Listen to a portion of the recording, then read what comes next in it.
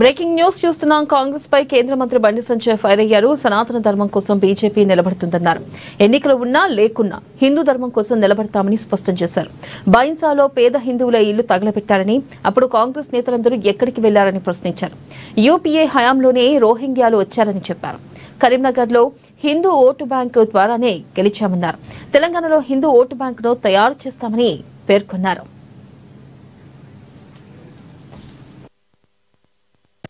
నేను చెప్తున్నాను, మేము ఎన్నికలు ఉన్నా లేకున్నా సనాతన ధర్మం కోసం, హిందూ సమాజం కోసం, హిందూ ధర్మ పరిరక్షణ కోసం పక్కా భారతీయ జనతా పార్టీ ముందు ఉంటది. ఎన్నికల కోసం కాదు. ఎన్నికలు ఉన్న ధర్మం గురించి చెప్తాం. ఎన్నికలు లేకుండా ధర్మం కోసం కొట్టాడతాం. జైలుకు పోయినాం, లాడి చేసి దెబ్బలు తిన్నాం. మేము బైన్సాలో పేద హిందువుల ఇల్లు కాలబెట్టప్పుడు ఏడవేరు వీళ్ళు కాంగ్రెస్ వాళ్ళు, పేదల ఇల్లు కాలబెట్టినప్పుడు ఏడవేరు కాంగ్రెస్ వాళ్ళు. అనేక మంది యువకుల మీద పీడీ యాక్టివిటీస్ బీఆర్ఎస్ పార్టీ ప్రభుత్వం. కాంగ్రెస్ పార్టీ ఏడవైంది. గోహత్య జరుగుతుంటే కాంగ్రెస్ వాళ్ళు ఏడవేరు. మేము కొట్లాడుతున్నాం, నిరంతరం కొట్లాడుతున్నాం. బైన్సాప్పుడు ఎన్నికలు లేవు, అయినా కొట్లాడినాం, అరెస్ట్ అయినాం. ఇవాళ పరిస్థితి ఏంది? మక్కాకు పోతే మీరు ఏం చేస్తున్నారు? అన్ని ఫెసిలిటీ ఇస్తున్నారు, పైసలు ఇస్తున్నారు, వాళ్ళకి సపరేట్ బడ్జెట్ ఇస్తున్నారు. ఇలా ఒక పేదోడు అయ్యప్ప శబరిమల పోవాలంటే పోలేని పరిస్థితి.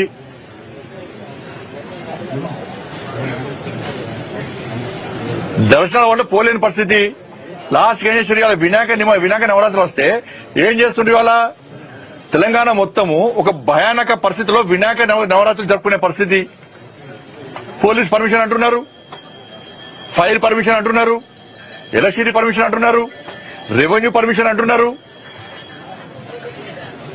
పోయినసారి ఎక్కడ వినాయకుడు పెట్టారు ఆడబెడితే కూడా రోడ్డు కట్ట ముందంటారు. ప్రజలకు లేని ఇబ్బంది మీకెందుకు? సౌండ్ పెట్టద్దు, గుళ్ళలో సౌండ్ పెట్టద్దు, బాగా చెప్తా పెడతాం సౌండ్. ప్రజలకు ఇబ్బంది కాకుండా చట్టానికి లోబడి పక్కా పెడతాం సౌండ్. జులు తీసుకోవద్దు, ఈ టైం వరకు తీసుకోవాలి. ఇది మీరు చేసేది. నేను చెప్తున్నాను, మేము ఎన్నికలు ఉన్నా లేకున్నా సనాతన ధర్మం కోసం, హిందూ సమాజం కోసం,